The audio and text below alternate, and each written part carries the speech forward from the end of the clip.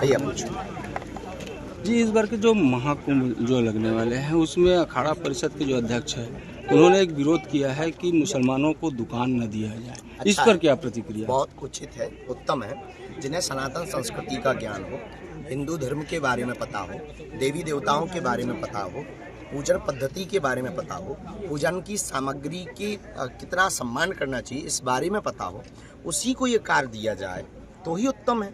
अब जिन्हें इस बारे में पता ही नहीं है वो अगर विक्रय करेंगे तो निश्चित रूप से नाश ही करेंगे, उल्टा ही करेंगे। तो कई थूक कांड मिले, फलों के ऊपर ना जाने गंदगी चिपकाते हुए मिले, एक जगह पेशाब कांड मिला।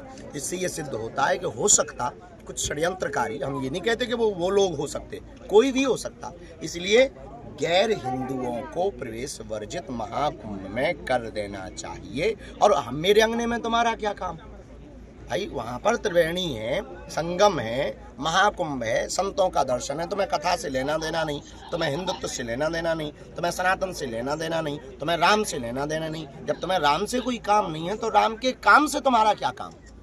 इसलिए उचित।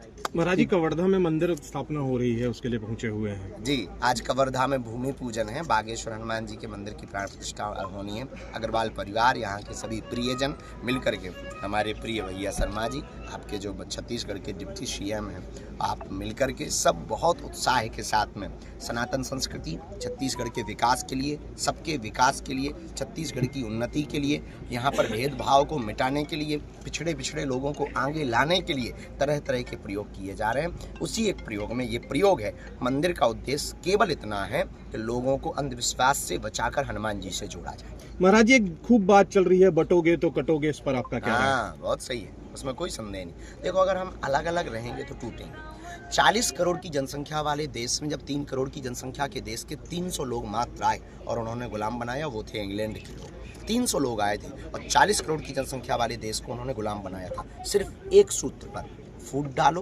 राज करो। इस सूत्र पर उन्होंने 40 करोड़ की जनसंख्या वाले देश को अगर एक एक पत्थर मारते तो उन्हें नानी याद आ जाती। लेकिन हम क्यों बट गए?